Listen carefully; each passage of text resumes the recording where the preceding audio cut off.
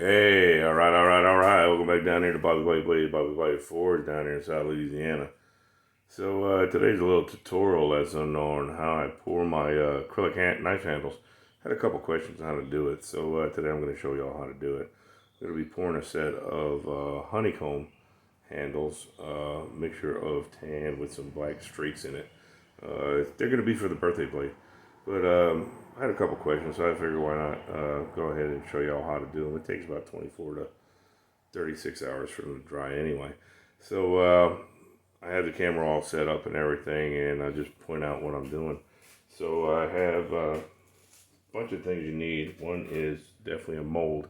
I have two sets of mold. I have a small soft latex mold, and I have a hard Teflon mold. The Teflon mold, it comes apart for you to get all your stuff out. It's a little bit deeper than the latex mold, but I don't need real thick handles on this blade, so I'm going to use the latex mold. Excuse me. I'm also using honeycomb, aluminum honeycomb. I get it off of Amazon. It comes in sheets, and then I just cut it to size to fit in the mold. Then we have mold release, basically just a spray to do exactly what it says, release the stuff from the mold. So we'll spray that on there now and get that over with. Give it a quick shot, and yeah, it's very foggy when you do that. Okay, the other thing is my resin, and a little lesson on bionomics when I started doing this 2 years ago, 2.5 years ago. This kit of resin was $65. I went and bought a new set today because I ran out, and it's now $99.99. So yeah, economy's doing really good. But anyway, we got that. We got some black mica powder, carbon black, and we have some tan, which is going to be the base layer. So the first thing I do is I take the aluminum and I stick it down into the latex. I keep it just a little bit bigger on the sides, and what that does, it helps keep the aluminum from floating up, because the resin will float your items that you put in the mold. Now I have two cups. One's going to be for the black, which I'm not going to need a lot of, and the other one is going to be for the base color, but I need to get a bigger cup. That's not going to be big enough, so I got some bigger cups.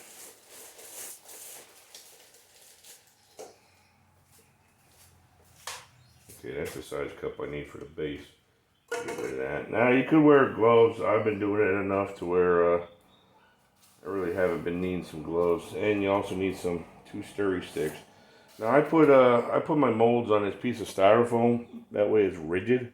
When I go to move it to where I'm going to have it set to dry overnight, it doesn't slosh around on me.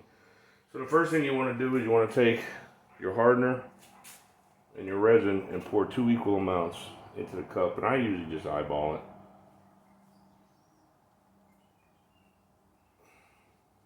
And it's alright if there's a little bit of extra. It all gets it gets hardened up and I save it. It's better to have more than not enough.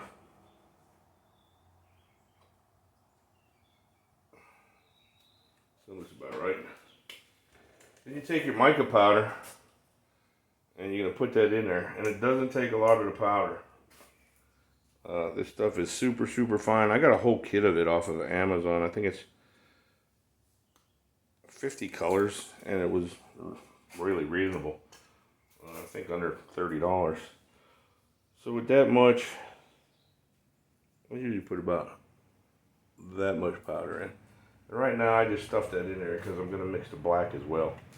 That way I can move everything out of the way. Same thing, we're not going to need quite as much on the black because that's just going to be for highlights. So we won't use as much. This stuff does get sloppy if you spill it, so you want to try to keep it as neat as you can and not get it off on my on the bottles, because then it drips in the toolbox where I store the stuff. Now we're gonna get the black powder and put that in. Same thing, not too much. Once you start using this stuff, you can gauge how much you need, and then you're gonna mix. So you'll see the powder. It really mixes up in there quick. Recommendation is to mix it for at least 1 minute. One thing that you will get when you mix this stuff is air bubbles. Some of it bubbles up a lot worse than others. You'll see some videos where they put the molds in a vacuum pot to take the bubbles out. I don't do that. I've tried it once or twice and I wind up wasting just about a half of what I poured into the mold to get the bubbles out. The way I do it, I let it sit for 15-20 minutes after I pour it in the molds, and the bubbles will come to the surface, and then you just hit them with a propane torch. They go away. Alright, so that's our tan color. I'll leave the stick in it because I'm going to need it later. And then we'll mix up the black. Now the way we're going to pour this, because the black is going to be highlights, we don't want it to be everywhere. We just want it to be like streaks. So I'll sporadically pour the brown into the aluminum molds, into the aluminum honeycomb, and then I'll come back over with the black to do the streaks. What that does, it doesn't just put the black on the surface. It actually puts the black all the way down to the bottom of the molds. And that way when you go to grind your molds, your handles, when you put them on the blade, you'll have the black all the way through and just not a surface tint. So we got that mixed up. Let's set that over here. And if you see, I'm just going to pour it on here into the mold. And like I said, I'm not going to pour it everywhere. I'm going to leave some gaps and some empty spots, and that's going to be for the black. Now that mold release, once this dries, you'll be able to just pop these right out.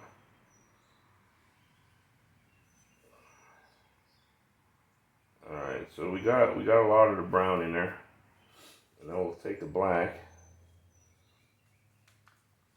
Get that just a little bit more of a mix.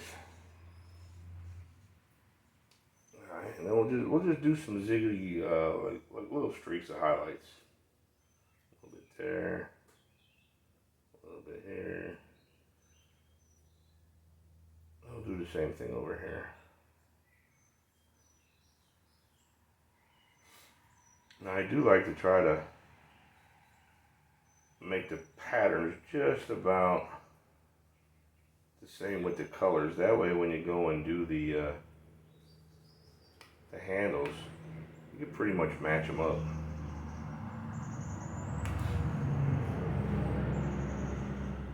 That looks pretty good. Put a little bit more down this side. Looks like we got a little bit more over here. Alright.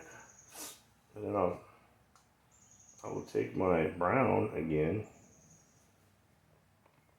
give it another little mix. And I just do that to try to work any kind of the bubbles or anything out of there. And then we'll finish pouring the mold. And you can pour this brown right over the black.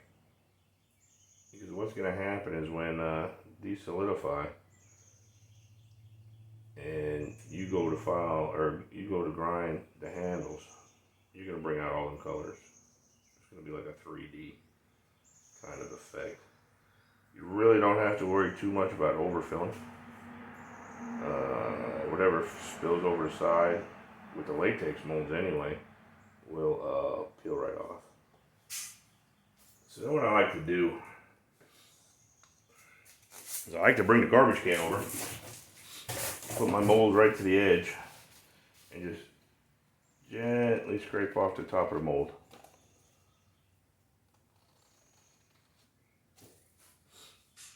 And I'll take a little bit of that mess off of there.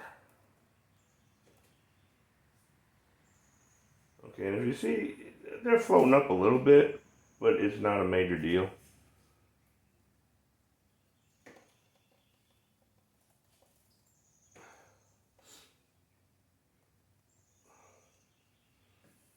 All right.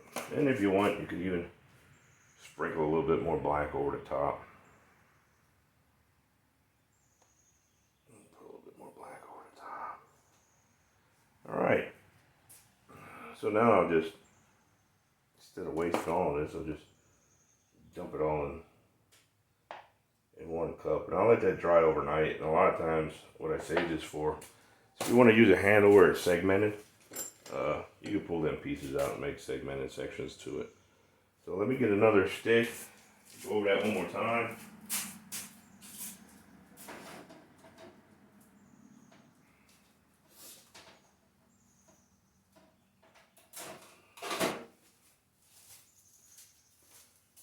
And I got the torch.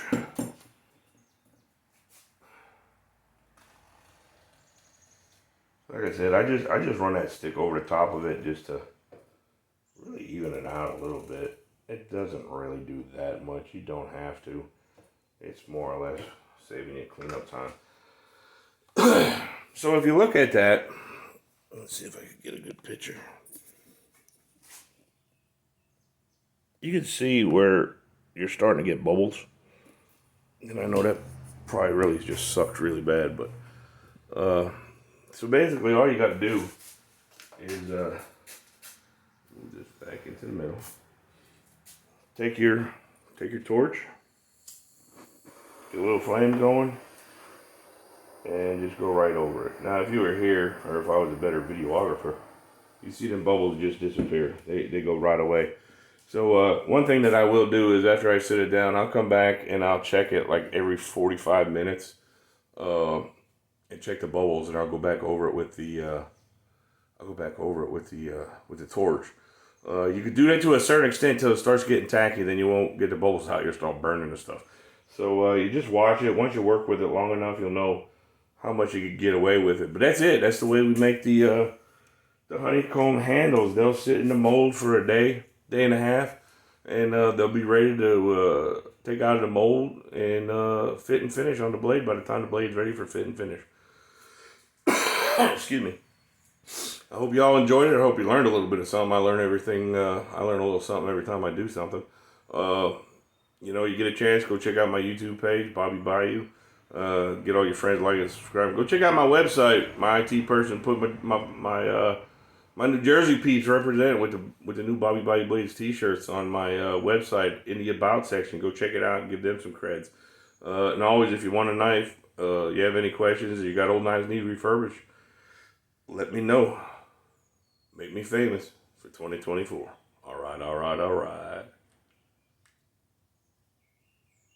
I never can get this thing to shut off, right?